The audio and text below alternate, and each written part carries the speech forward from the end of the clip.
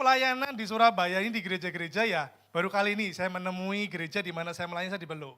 Ya biasanya ada juga gereja di tempat lain itu pai-pai gitu ya. Enggak apa-apa, boleh shalom gitu ya, pai-pai. Jadi enggak usah nunggu sinca, pai-pai gitu ya, enggak masalah. Ada juga gereja di mana saya khotbah di situ, lalu ciri khas gereja itu begini saudaraku.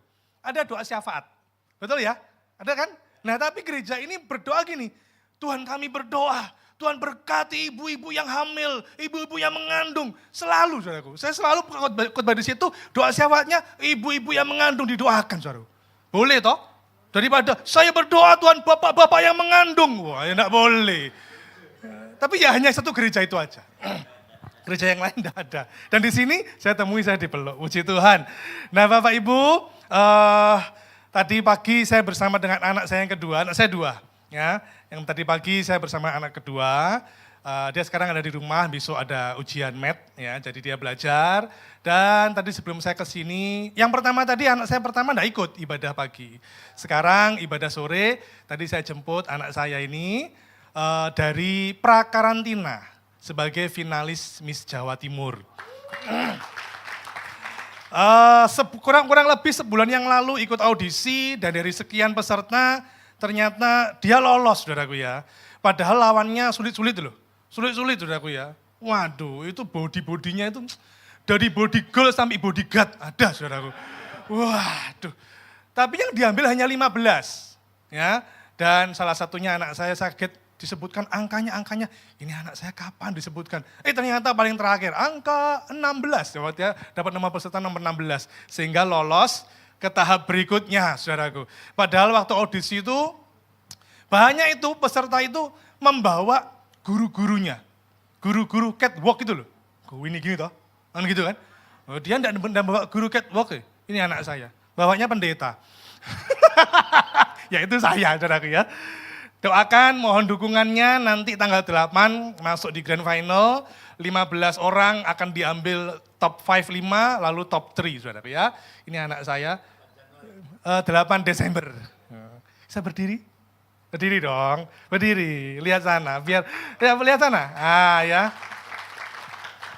Masih 15 ya, dukung ya, supaya nanti bisa memuliakan Tuhan, menjadi pemenang. Puji Tuhan. Oke, saya masuk khotbah. Biasanya saya kalau menyampaikan firman Tuhan ada pantunnya gitu ya. Itu sudah jadi khas saya ya. Beli nasi kare di Lebak Arum. Selamat sore, shalom. Beli ikan lewat pasar kembang. Perkenalkan nama saya Pendeta Bambang. Ada gadis berbodi langsing.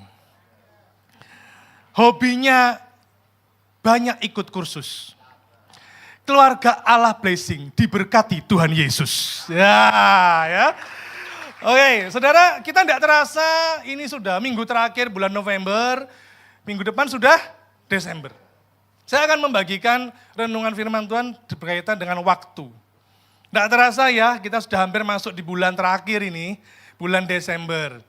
Sudah terngiang di mana-mana itu lagu-lagu Natal. Ya. Di mall, di radio, waduh, di Instagram, mulai orang posting lagu-lagu Natal. Kan gitu ya. Apalagi?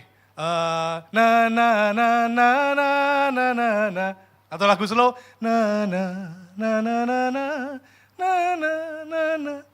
apalagi? Oh, bukan itu ya, bukan itu. Bukan ya. Abaikan aja yang tadi, bukan. Nah, saudara, waktu terus berjalan. Apakah kita menghargai waktu? Dikatakan di dalam Kolose pasal 4 ayat 5, hiduplah dengan penuh hikmat terhadap orang-orang luar. Pergunakanlah waktu yang ada. Dengan kata lain, orang yang berhikmat pasti menggunakan waktu. Pertanyaannya apakah kita orang yang berhikmat kan gitu ya. Banyak dari kita termasuk saya pernah menyanyiakan waktu. Di hari-hari lalu mungkin kita pernah mengambil sebuah keputusan yang salah. Entah itu dalam bisnis, dalam keluarga, dalam pelayanan atau dalam banyak hal.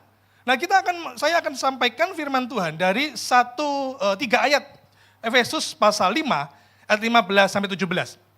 Kita akan bahas ayat ini. Efesus pasal 5 ayat 15 sampai 17 kita baca bersama ya. Oke, yuk.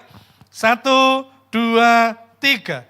Karena itu perhatikanlah dengan saksama bagaimana kamu hidup.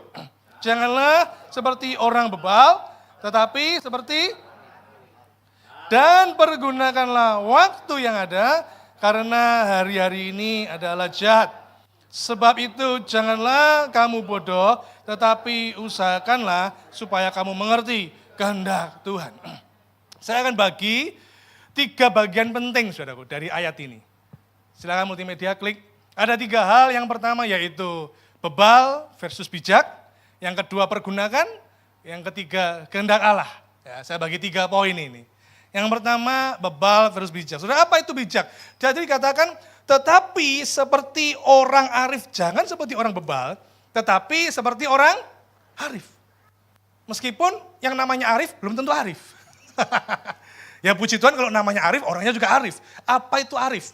Arif itu adalah bijaksana, dalam bahasa Inggrisnya wise. Apa itu bijaksana kalau begitu? Di dalam Kamus Besar Bahasa Indonesia dikatakan bijaksana itu pandai, berhati-hati, cermat, punya perhitungan. Dengan kata lain, singkatnya begini, orang bijaksana tidak gegabah, tidak asal bicara, berpikir dulu. Saya ulang ya, orang bijaksana itu apa? Tidak gegabah, tidak asal bicara, berpikir dulu. Saya ulangi lagi, yang ketiga ini ya, sama-sama ikuti saya yuk. Tidak gegabah, tidak asal bicara, berpikir dulu. Ini orang bijaksana. Nah, kita masuk ke poin pertama, bebal versus bijak. Saya beri contoh Daud dan Saul, saudaraku. Ya. Padahal kedua-duanya pernah melakukan kesalahan. Tapi kemarin kita timbang-timbang kesalahan siapa yang sebenarnya lebih fatal. Kita lihat dulu Daud. Daud itu kan melihat Batsyeba lalu berzina kan. Bukan hanya berzina, tapi dia sebagai otak pembunuhan dari suaminya Batsyeba. Uria namanya. Taruh dia paling depan nanti di pertempuran. Jadi dengan kata lain Daud ini perancang pembunuhan. Ini kalau di sini ada sarjana hukum ya.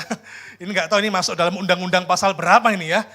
Jadi Daud ini bukan hanya berzina, tapi dia juga pembunuh. Meskipun tidak membunuh dengan tangannya langsung, tapi dia otak dalang dari pembunuhan itu. Ngeri saudara. Sedangkan Saul. Saul itu melakukan kesalahan juga. Kesalahan, awal mula kesalahan Saul adalah waktu mempersembahkan korban. Jadi rakyatnya bilang begini, mau tempur, mau berperang, ayo persembahkan korban lah Raja Saul. Kita harus tanya Tuhan. Saul jawabnya gini, tunggu. Itu bukan bagianku, bagiannya Nabi Samuel. Ya udah kita tunggu. Lama, sudah yuk cepet Saul, cepet toh Raja. Tidak bisa, itu bagiannya Nabi. Didesak oleh rakyatnya. Saul bingung, gelagapan, telepon Nabi Samuel. Mana ya di WA-nya centang toh, aduh mana ini. Ya apa sih, lama ditunggu-tunggu. Tidak datang itu Nabi Samuel. Akhirnya karena didesak oleh rakyatnya, Saul melanggar. Yang bukan bagiannya dikerjakan dan dia mempersembahkan korban. Dari 2 ini kira-kira dosa siapa yang lebih berat? Sama dua-duanya salah. Hah? Dosa siapa kira-kira lebih berat? Kalau secara manusia kita Daud loh. Sudah berzina, dalang pembunuhan, waduh besar itu. Tapi sebenarnya Tuhan tidak melihat itunya. Meskipun itu sempat jadi sebuah perhitungan. Tapi yang Tuhan lihat hati. Daud ini hatinya mau ditegur. Katakan mau ditegur, 1, 2, 3. Orang bijaksana itu mau ditegur, mau dipimpin, mau dinasehati. Waktu Nabi Nathan mendatangi Daud, kita tahu kisahnya, Daud kaget. Ternyata orang yang dimaksud Nabi Nathan adalah dia. Dan dia bertobat. Sedangkan Saul, apa yang dikatakan Saul? Begitu Nabi Samuel datang, loh, kok kamu mempersembahkan korban, itu kan bagianku. Loh ya apa, aku didesak rakyat loh. Ini loh rakyat ini loh, guru-guru rakyat. Tidak mengakui kesalahannya, tidak bertobat, malah menyalahkan orang lain. Dan sejak itu roh Tuhan undur daripada Saul. Dan mulai banyak berbagai macam kesalahan, banyak berbagai macam dosa dilakukan Saul. Kenapa? Karena tidak bertobat. Kenapa? Karena tidak mau dinasehati. Mulailah Saul mendatangkan tukang tenun. Tenung ya, bukan tenung. Tenung, dukun saudaraku, bukan tenun. tenung, dukun saudaraku, dan sebagainya. Dia dirasuk roh jahat dan sebagainya. Kenapa? Karena berawal apa? Tidak mau berbalik. Orang bebal itu memang tidak mau dinasehati. Coba kita buka, enggak ada di file ini, bisa minta tolong multimedia. Buka ayat Amsal 12, ayat 15. Amsal 12, ayat 15.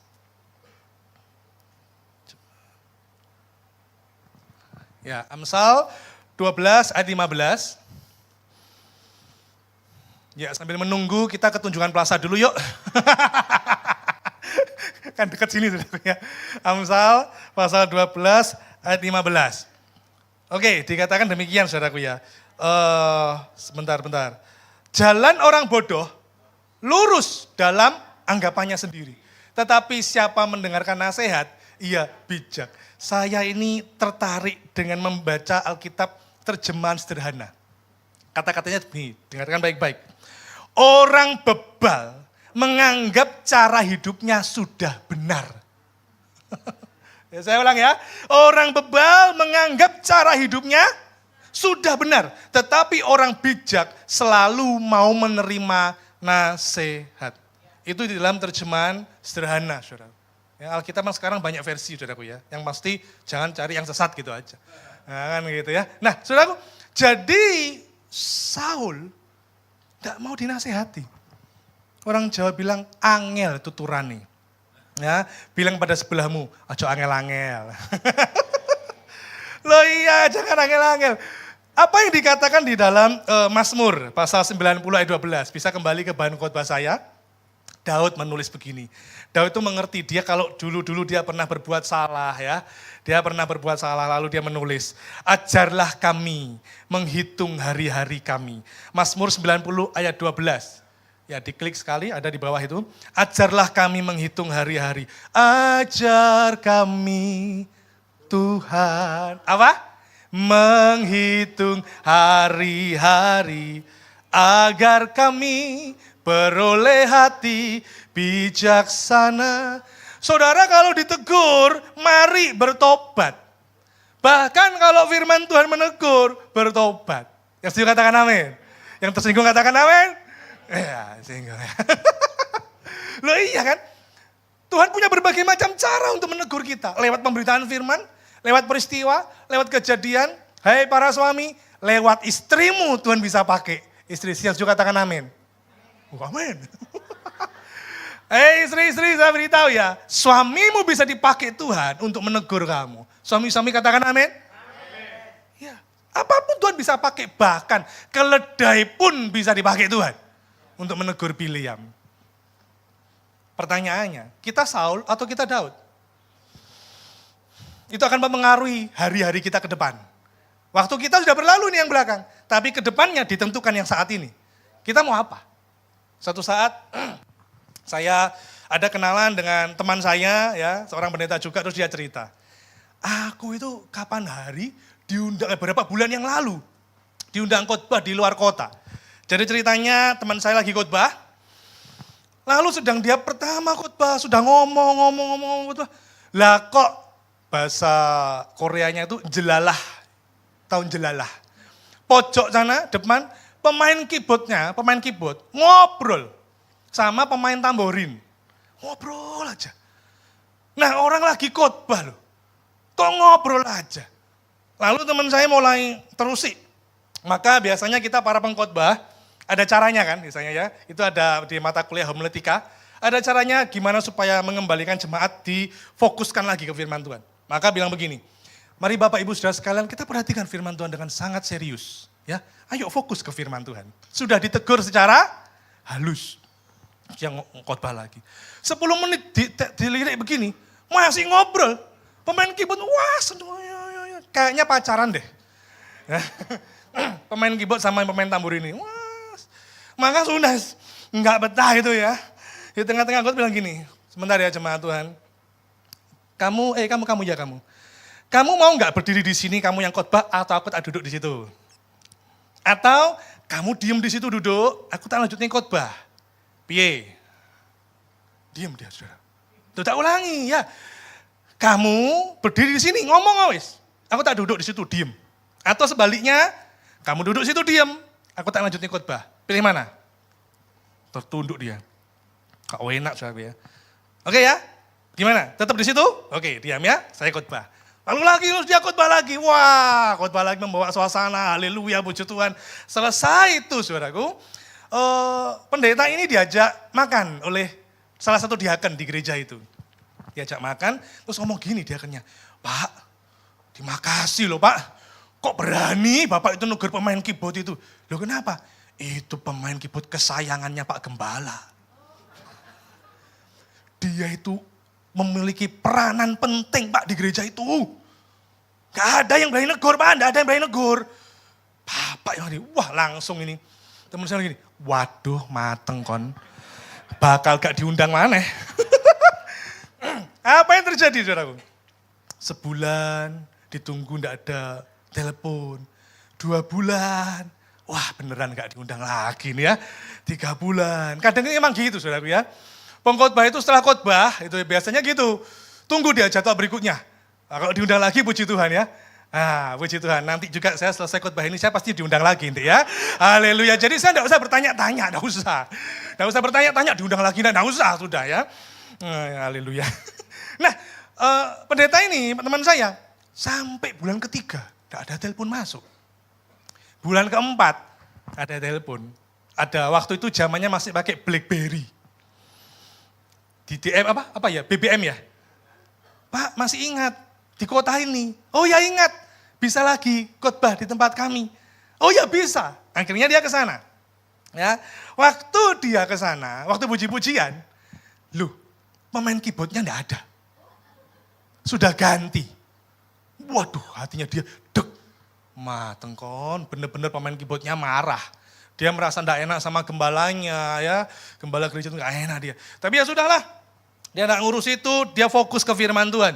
Dan dia nyampaikan firman Tuhan, Selesai khotbah, seperti biasa diajak makan. Lalu pendeta ini bilang gini, Pak mohon maaf ya. Kalau kapan hari 4 bulan lalu saya tegur pemain keyboardnya, sampai akhirnya pemain keyboardnya marah, enggak mau main lagi di gereja. Maaf. Dia akhirnya bilang gini, oh enggak apa-apa. Bukan soal itu kok Pak. Loh kenapa? Kok enggak ada di gereja? Iya waktu Bapak tegur, pulang dari gereja, waktu Bapak tegur itu, malamnya pulang dari gereja, anak itu Pak kecelakaan, kelindes truk jarinya. Sehingga enggak bisa main keyboard lagi. Wah, itu. Makanya hati-hati ya, hargai firman Tuhan. Pengkhotbah enggak minta dihargai. Pengkhotbah jangan gila hormat. Kita hargai firman Tuhan. Dengarkan firman Tuhan. Supaya apa? Kita dipimpin, bijaksana, hari tambah hari. Harus bijaksana. Jangan jadi orang yang bebal, yang suka katakan, amin. Yang kedua, kalau tadi bebal versus bijak. Yang kedua sekarang kata-kata pergunakan. Ya. Dan pergunakanlah waktu yang ada karena hari-hari ini adalah jahat. Saudara, kata waktu, ya nanti sebelum kata pergunakan ada kata waktu. Waktu itu di dalam Alkitab ada 2 kata, yaitu kronos dan kairos. Apa itu kronos? Kronos itu adalah ya waktu sehari-hari ini. Hari Minggu, Senin, Selasa, jam 1, jam 2, jam 3, tahun ini, tahun depan. Ya sehari-hari ini soalnya adalah waktu namanya kronos, waktu yang berurutan. Sehingga muncul sebuah istilah kronologi, sebuah urutan peristiwa. Itu kronos. Yang kedua yaitu kairos. Waktu di Alkitab itu juga tertulis selain kronos ada kata kairos. Apa itu kairos? Kairos itu adalah waktu di dalam kronos. Nah bingung sekarang. Kairos adalah waktu di dalam kronos. Loh, kan kronos sendiri adalah waktu. Saya gampangnya gini. Kairos itu adalah kualitas peristiwa sesuatu yang sangat berkualitas di dalam kronos. Simpelnya gini. Ya. Kairos ada dalam kronos. Kronos bisa ada tapi tanpa kairos. Yang bingung katakan amin. Enggak apa-apa ya. Saya ulang-ulang terus sampai besok pagi. Perhatikan ini gampang banget. Kairos, kronos. Kronos adalah waktu yang kita alami setiap hari. Kronos itu ada di dalam itu. Tapi tidak selalu ada kairos di dalam kronos.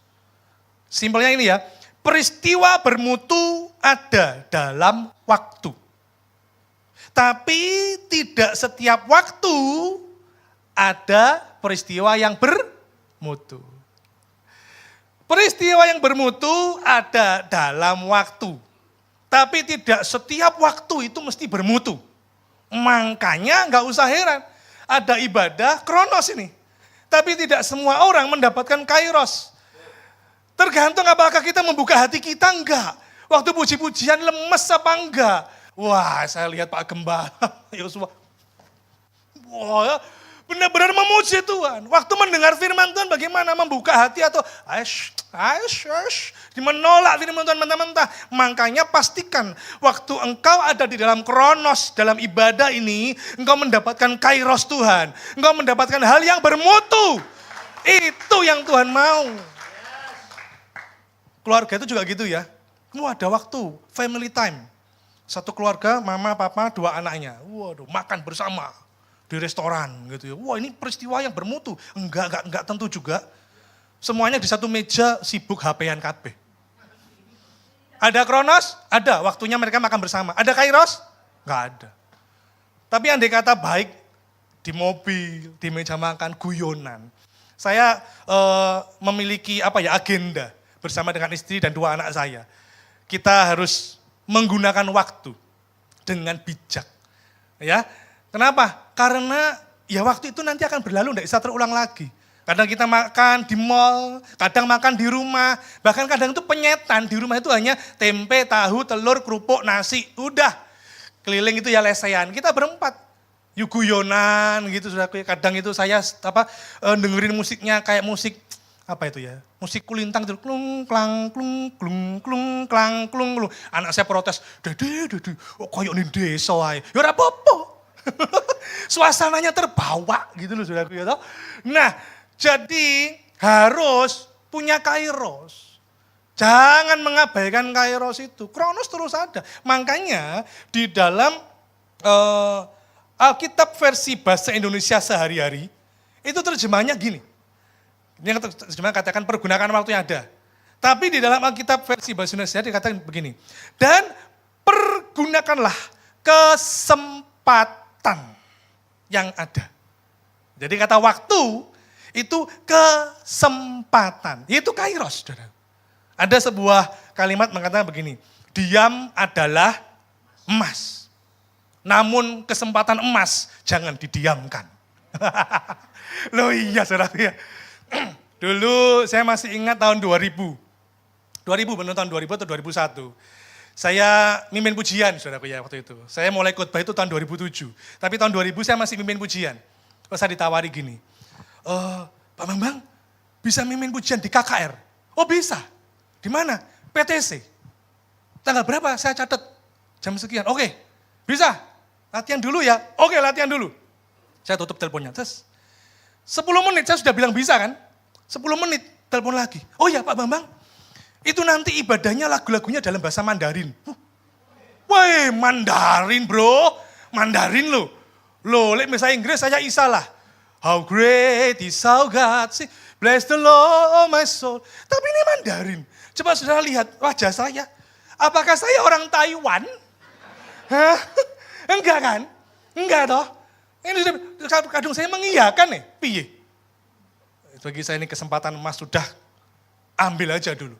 Nah, meskipun saat itu saya bisanya hanya nyanyi Niwen wo ai nio kan gitu. Atau lagu yang lain mungkin bisa long pan deng deng deng long lawan gitu ya. Zaman itu ya, zamannya Andi Lau, Tony Leung itu kan saudaraku ya. Tapi ya saya diajari oleh orang sana ya, sedikit nyanyi apa itu, anggur baru, pakai bahasa Mandarin saudaraku ya. Ya enggak fasih lah, tapi terima aja kesempatan emas. Nah, suatu saat, kira-kira tahun 2010-2011, enggak, 2015-2016, saya sudah mulai khotbah sejak tahun 2007, ada telepon teman saya, ya, alumni, sama-sama alumni dari sekolah Alkitab. Bang, bro, oh iya, piye kabarnya?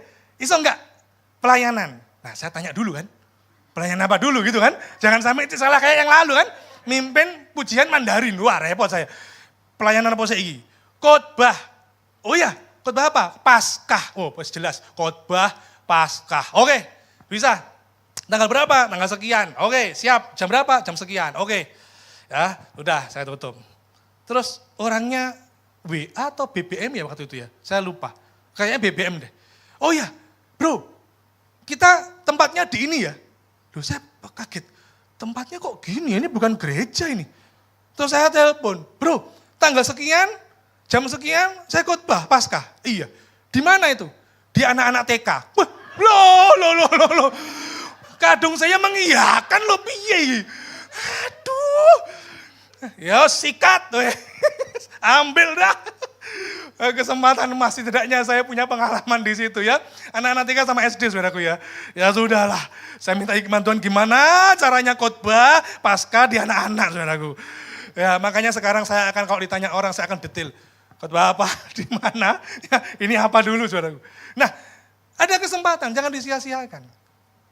Kata pergunakan sekarang, ya, kata pergunakan. Di dalam bahasa Inggris, bahasa Yunaninya esagoratsu. Katakan esagoratsu 1, 2, 3. Artinya menebus, to redeem. Ini kalau di dalam budaya Yahudi kuno, di zamannya Paulus, zaman dulu kan ada budak. Ada pasar budak. Ya. Nah, lalu kalau pasar budak itu orang sudah diikat gitu ya. Pokoknya enggak punya hak orang ini, budak ini.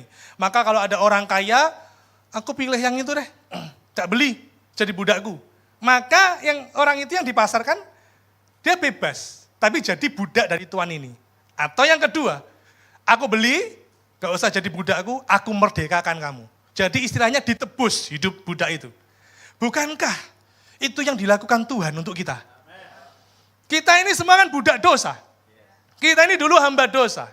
Tapi Tuhan datang dari surga, memberikan anaknya, mengorbankan anaknya dengan harga yang mahal. Kalau orang di pasar budak beli dengan uang, tapi Tuhan kita memberikan anaknya, mengganti kita, menebus kita, tidak dengan uang, tapi dengan nyawa anaknya. Ada harga yang sangat mahal, saudara. Demikian juga kita, kalau kita mau menebus, ada hal-hal yang sudah berlalu. Kita menyesal, saudaraku. Setiap kita pasti pernah ada sebuah hal-hal yang kita salah dalam berpikir, salah bertindak, salah mengambil keputusan, kita harus bayar mahal untuk menebus itu. Nah percaya, ada kalimat begini. Mulai sekarang kita harus, ini kalimatnya begini. Kita kalau mau hidup sehat, membatasi makanan. Sebelum makanan membatasi kita. Udah betul enggak? Saya ulang ya. Kita mau hidup sehat, batasi makanan. Sebelum makanan membatasi kita. Artinya begini, waktu muda, makan gak karuan saudara. Setelah sadar dan ada penyakit, maka dia harus menebus waktu yang hilang itu. Terus gimana? Ini ndak boleh, itu ndak boleh, ini ndak boleh, ndak boleh. Ya apa, iki aku mangan kurek. Ya salah satunya saya. Saya dulu kalau makan soto daging saudaraku. Namanya babat, jeroan, 2 mangkok saudaraku. Dan itu penjualnya ndak perlu nyuci mangkoknya, ndak perlu. Bersih, saku-akuannya bersih, sudah. Sampai akhirnya kolesterol saya tinggi, saudara. Kalau saya masih muda, tadi Pak Gembala bilang kan, masih muda. Kolesterol saya cukup tinggi, saudara. Kalau sudah kumat, itu kayak di sini itu lagi kedudukan Kapten Amerika, saudara. Wah, saudara. Berat. Saya akhirnya ya harus menebus, mahal harganya. Ini dulu saya suka makan udang gitu kan. Sekarang kalau istri saya masak, ya paling saya makan udang itu hanya 1-2 kilo. Enggak.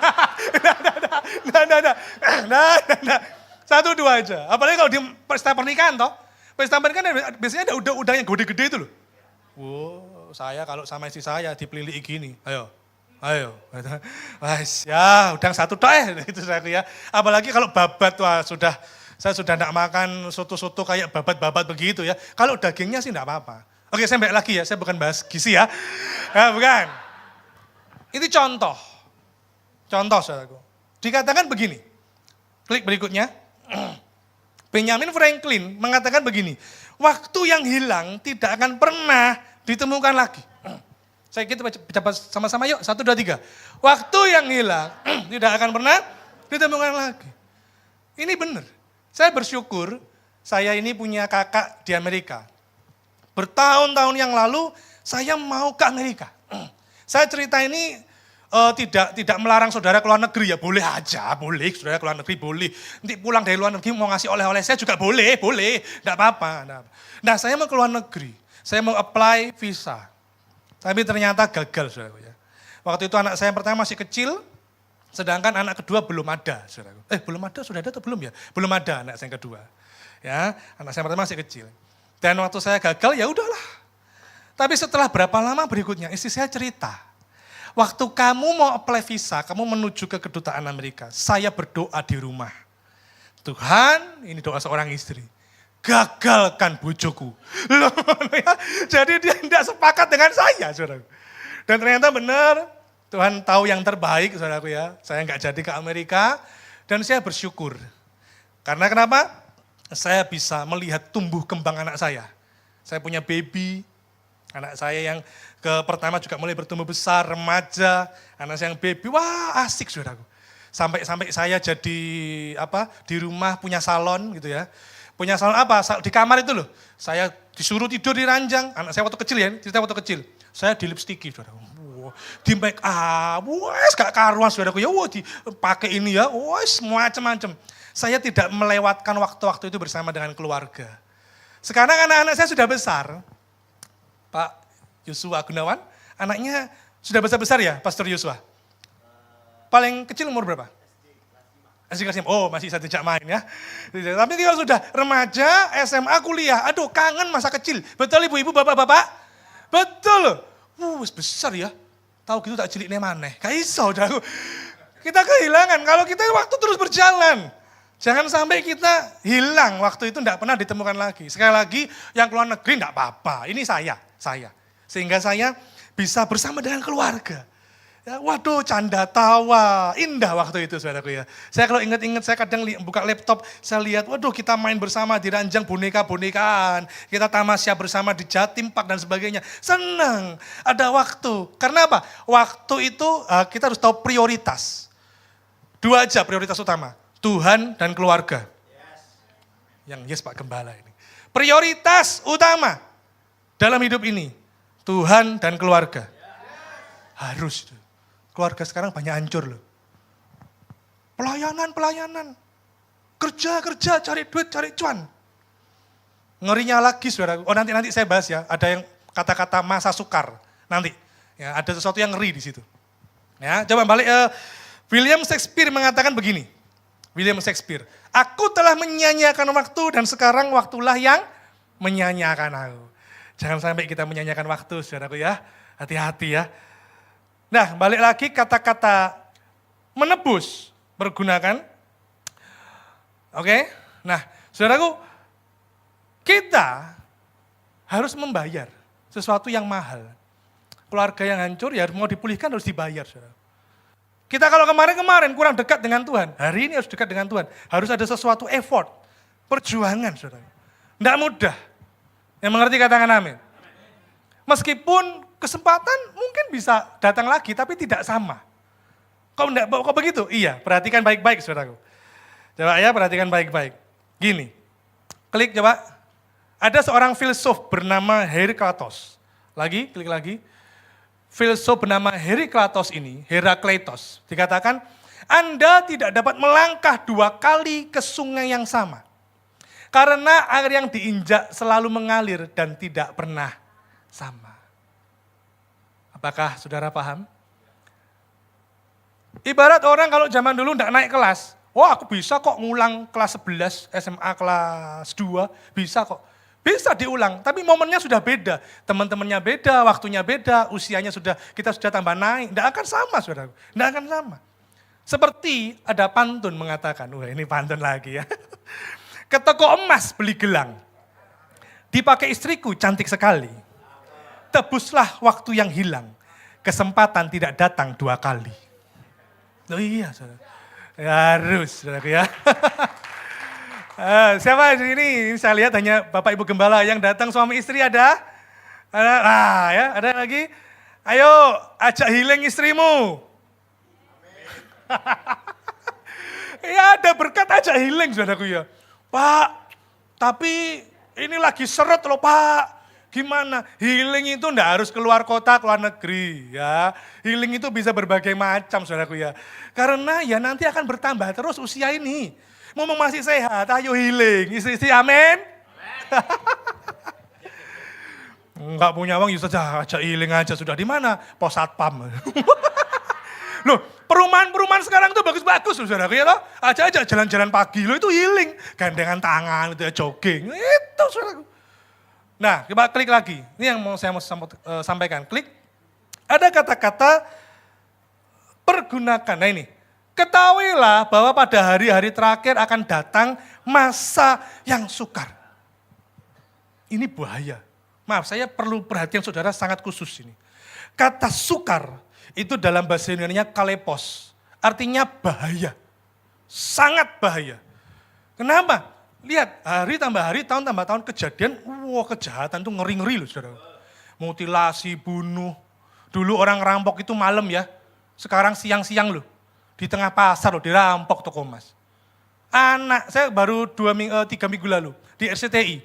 Anak remaja membakar rumah orang tua gara-gara tidak dibelikan sepeda motor. Rumah sendiri dibakar, nggak mikir, setelahnya aku tidur di mana ya? Nggak mikir, dibakar habis rumah orang tuanya. Ngeri loh saudara. Di sekolah ini ya, di sekolah ada anaknya itu dijemput oleh orang tuanya. Panggilannya orang tuanya begini, anak SD ini. Papa, papi, papa, papi. Saudara paham enggak maksudnya? Ada juga, loh ini sungguhan. Saya enggak bisa nyebutkan nama sekolahnya, ya jangan. Ada yang dijemput oleh orang tuanya, mamanya, manggilnya mama dan mami. Ngerti ya maksudnya ya? Dan mau enggak mau, mereka ada di dunia ini loh bro. Ya, mereka ada. Ada juga orang tua sudah anaknya sudah besar-besar masih dugeman. Mamanya ini loh sudah usia sudah ya 40-50 masih dugeman saudaraku. Diskotikan gitu. Ini tambah kacau. Bahaya, bahaya. Ada yang anak membakar rumah orang tua. Ada free sex, perceraian makin marak. Pengajaran sesat di mana-mana. Wah. Harus hati-hati, hari-hari ini sesuatu yang bahaya itu akan datang. Coba sebelum saya masuk lebih dalam lagi saudaraku. Saya kasih sebuah, ya kuis sedikit ya. Ikan apa yang jahat? Ada yang tahu? Ikan ini sadis, saudaraku. Piranha, bukan. Ini ikannya besar. Ganas, saudaraku. Ada yang tahu? Nanti yang bisa jawab, pulangnya boleh pulang. Ikannya besar, bukan piranha. Jahat, sadis, saudaraku ya. Ya hanya sebentar untuk guyonan sedikit lah. Tidak tahu? Ikan hiu, bukan. Jawabannya ikan yang jahat, sadis adalah ikan bakar Cianjur. Sadis loh itu. Lo orang, lo anak bakar rumah orang tua, sadis. Sadis. Ada orang bakar mobil, jahat. Jahat. Lo ini lo ikan bakar Cianjur lo. Lo coba bayangin dong, Cianjur dibakar. Piye gitu tuh. Ikan bakar Cianjur. Wah, jahat. Ya, tapi makanannya enak. Nah, baik lagi saudaraku ya. Pergunakanlah waktu ini ya. Ibadah sungguh-sungguhlah. Ingat ya, kita harus mengalami kairos Tuhan. Kronos ini ada terus, saudaraku. Ada terus. Di sini ada para pengurus gereja. Mungkin saudara melihat kanan kiri, kok temanku enggak datang ya? Kenapa ya? Tanya di WA, di telepon. Bro, ayo minggu depan datanglah. Kenapa tadi enggak datang? Repot. Besok lagi tanya, kenapa Anda datang? Sibuk, ini urusan kerja, ini minggu ya ada waktu untuk keluarga lah minggu ini. Mas minggu depan aja, ada ibadahnya? Ada. Besoknya lagi minggu depan enggak datang. Saudara tanya lagi kan, sesama jemaat toh, sesama domba kan harus care, peduli. Bro katanya minggu lalu mau datang, ini kok gak datang. Iya aku rute gak enak badan nih. Terus minggu depan aja deh, minggu depan ada ibadahnya. Ada. Kalau saudara menghadapi orang-orang kayak gini, beritahu gini. Ibadah selalu ada. Jumat ada ibadah. Minggu ada. Beritahu gini ya, misal minggu ada ibadah, minggu depannya ada ibadah. Bro, kamu belum tentu ada. Loh iya kan? Yuk bilang pada sebelahmu yuk, kita belum tentu sampai besok. Loh iya loh, saya nggak mengutuk loh ini. Kan belum tentu. Hiduplah seakan-akan ini adalah harimu yang terakhir. Supaya kita mengerti, menghargai waktu yang Tuhan beri. Berikutnya, yuk klik. Nah ya, ikan mujair, ikan hiu. Ini yang terakhir, ayo guyu. Tadi bebal versus bijak. Kita tahu bedanya bebal, orang yang tidak mau dinasehati, tidak mau dipimpin. Orang bijak, dia mau dinasehati, dibimbing, mau berubah hidupnya. Yang kedua, menggunakan waktu, tahu prioritas, mana yang didahulukan saudaraku ya. Tidak menyia-nyiakan kesempatan, terutama untuk hal-hal yang rohani. Dan yang ketiga, kehendak Allah. Kita baca bersama, 1, 2, 3. Sebab itu janganlah kamu bodoh, tetapi usahakanlah supaya kamu mengerti kehendak Tuhan. Kata kehendak Tuhan dikaitkan dengan waktu. Kok bisa? Ada ayatnya juga, klik coba. Di dalam 1 Petrus pasal 4 ayat kedua. Jadi waktu ini ada kaitannya dengan kehendak Tuhan. Supaya waktu yang sisa jangan kamu pergunakan menurut keinginan manusia. Tetapi menurut kehendak Allah. Jadi kalau kita mau tahu kehendak Tuhan, jangan mengutamakan keinginan manusia. Wah, keinginan manusia ini di dalam bahasa Yunaninya epitumia, yaitu hawa nafsu. Punya nafsu boleh, nafsu makan, oke. Tapi kalau sudah dikuasai oleh hawa nafsu, ngeri saudara. Orang bisa terlalu serakah, terlalu rakus dengan uang, dengan jabatan. Bahkan, saya harus ngomong ini, orang terlalu rakus dengan pelayanan, saling sikut menyikut saudara. Ada yang model kayak gitu, terlalu serakah saudara. Saya itu, enggak bisa kalau enggak saya. Kenapa? Karena hawa nafsunya menguasainya. Bukan hanya itu, ini loh Desember bentar lagi. Maka sudah mulai muncul berbagai macam ornamen, aksesoris Natal ya. Ada yang bilang gini, oh Natal harus pakai baju yang 1 juta. Loh. Enggak bisa, minimal 15 juta. Enggak, bercanda saya. Enggak. Ini Desember ini wah mulai banting harga ya. Seneng ya cari celana, cari baju, cari sesuatu yang berkaitan dengan Natal. Apalagi kalau sudah ada di mall-mall itu ada tulisannya Sale. Tahu Sale? Sale 50%. Mau pulang, ada Sale ya. Bener. 50% masuk. Gitu ya. Wah, ada orang itu punya warna masuk belanja, hedonisme belanja. Loh ada loh. Saya punya teman, zaman COVID. Kita kan gak boleh keluar ya. Maka yang laris online. Laris saudara. Terus suasana sudah agak landai gitu, sudah orang-orang boleh keluar. Saya ketemu teman saya ke rumahnya. Dia bilang gini, aku bingung ya. Waktu COVID tuh aku mau beli apa ya. Loh, kok bingung ya kan, beli makanan bisa. Enggak, aku mau belanjain uangku. Terus saya tanya, beli apa? Sudah tahu beli apa? Beli tongkat baseball. Di Indonesia ini Indonesia ya. Tongkat baseball tahu? Itu kan di Amerika, saudaraku, bisanya. Bagus, warnanya itu mengkilau gitu. Sudah saya enggak usah tanya harganya berapa. Orang kaya ini. Cuma untuk apa gitu loh. Terus saya tanya, kamu pakai baseballnya? Enggak tak pakai. Lu untuk apa? Terlalu apa? Memuaskan hawa nafsunya, saudaraku. Hawa nafsu. Saya itu juga kadang mikir ya, orang-orang yang suka belanja terlalu royal gitu ya. Jadi selain royal ada Galaxy Mall ya, ada PTC, ada Royal. Mengapa? Mengapa orang itu enggak boleh bayar uang dulu sebelum belanja? Mengapa kok disuruh belanja dulu, setelah itu bayar? Saudara belanja di Indomaret, di Alfamart, Superindo. Kenapa kok orang enggak boleh bayar uang dulu, baru belanja? Kenapa? Karena uang dulu enggak laku. Iya toh, karena uang dulu nggak laku, nggak boleh. Nggak boleh saudara. Nggak boleh. Jadi harus ikuti kehendak Tuhan. Pertanyaannya, kehendak Tuhan itu apaan gitu kan ya? Kalau nggak boleh nuruti keinginan atau hawa nafsunya, terus dituruti. Pertanyaan berikutnya, kehendak Allah itu apa? Saya mau tanya, apakah saudara tahu kehendak saya, keinginan saya? Keinginan itu banyak kan? Contoh, saudara tahu enggak kesukaan, keinginan makanan favorit saya? Banyak Pak, favorit Pak, makan tuh banyak Pak. Dari pempek, rujak, soto, banyak Pak, yang mana? Suatu saat saya pernah khotbah yang berbeda di tempat lain, di gereja lain. Saya tes istri saya, kaget dia saudara. Sebagai suami istri harusnya tahu kan, saya tes saudara. Apakah jemaat Tuhan tahu makanan kesukaan saya? Gak ada yang tahu. Istri saya tahu, dia kaget. Enggak janjian, saya tanya, apa makanan kesukaan saya? Dia jawab, nasi goreng.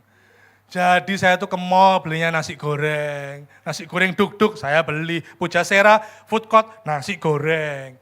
Sekarang ada tambahan satu lagi, nasi pecel.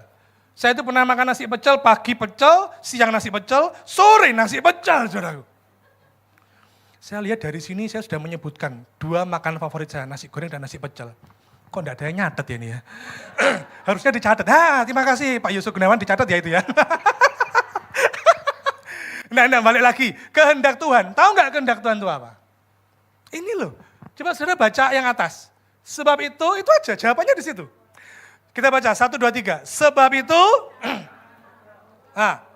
tetapi usahakanlah supaya kamu mengerti kehendak Tuhan. Apa itu kehendak Tuhan? Ayat itu sudah ketemu jawabannya. Apa itu kehendak Tuhan? Jangan bodoh. Aduh Pak, anakku hempen loh Pak. Bodoh Pak, IQ-nya itu IQ jongkok. Bukan soal itu. Bukan bodoh secara IQ ya, bukan. Tapi bodoh apa? Coba kita masuk, klik lagi yuk. Kata-kata bodoh, ingat ya, Alkitab ini, kitab yang kita baca dalam kitab Efesus. Kita tidak kemana-mana ya tadi ada beberapa sebagai pendukung aja. Tapi kalau kata-kata bodoh ini muncul 2 kali. Kalimat bodoh muncul 2 kali. Yang pertama di Efesus pasal 5, 17. Dan yang kedua adalah di Efesus pasal 4 ayat 18. Perhatikan yang saya warnai itu.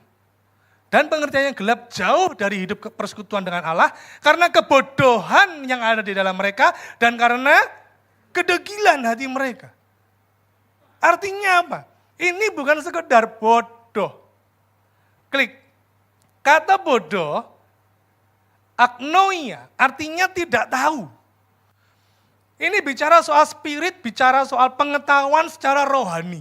Dulu tidak tahu kebenaran, bodoh dengan kebenaran. Sekarang kita tahu kebenaran. Yesus mati untuk kita, dia menebus kita, mengampuni kita. Kita menjadi miliknya, hidup 100% untuk Tuhan. Itu jadi pintar. Amin. Tapi kalau orang bodoh dia tidak tahu.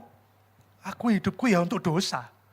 Wah, berzina, mencuri, berbohong, nggak karuan keluarganya, nggak apa-apa. Kenapa? Bodoh. Nggak tahu, Tuhan nggak mengendaki seperti itu. Tapi kalau dia tahu, oh aku harus jadi pintar. Ingat ya, bukan pintar IQ. Tapi harus tahu kebenaran firman Tuhan dan mengikutinya. Itu kehendak Tuhan. Saya tahu setiap kita punya level iman yang berbeda-beda. Tapi Tuhan mau mengatakan begini, belajarlah kepadaku. Belajar kepada Yesus. Dan yang luar biasa saya menemukan ini, ayat ini. Klik coba.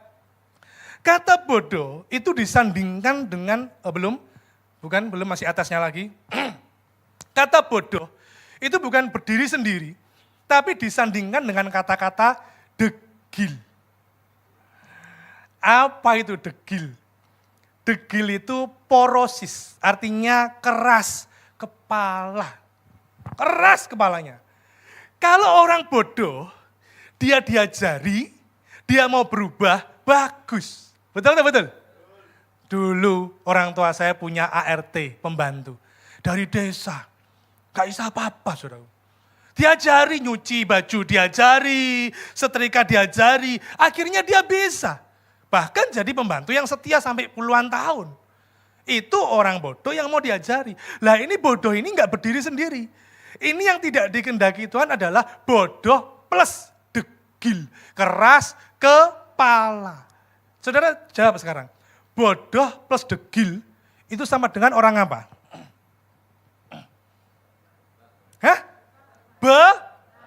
hal, balik lagi di poin atas tadi. Tuhan tidak menghendaki kita jadi orang yang bebal. Jangan bodoh, wis keras kepala lagi. Diomongin wangil, tuturani saudaraku ya. Nah Tuhan tidak menghendaki ini. Tuhan mau kita menjadi pintar, artinya tahu kebenaran dan mengikuti kebenaran firman Tuhan. Yang mengerti katakan amin. Saya undang pemusik itu maju ke depan saudaraku. Jadi ada 3 hal yang saya bagikan pada sore ini saudaraku. Ayo hargai waktu. Kita akan masuk di bulan terakhir tahun 2024. Berikutnya masuk lagi tahun baru 2025. Kemarin-kemarin ya sudahlah. Ya ada sesuatu yang enggak benar dan sebagainya. Ayo kita melangkah ke hari esok yang lebih baik bersama Yesus. Kita pasti bisa. Tuhan tuntun kita. Tuhan ajar kami Tuhan menghitung hari-hari. Supaya kami apa? Beroleh hati yang bijaksana. Siapapun kita. Tidak ada di sini orang yang paling pintar. Tidak ada. Kita semua masing-masing sedang belajar, saudaraku. Kita belajar untuk menghargai waktu supaya kita dapat menikmati hari depan yang penuh harapan.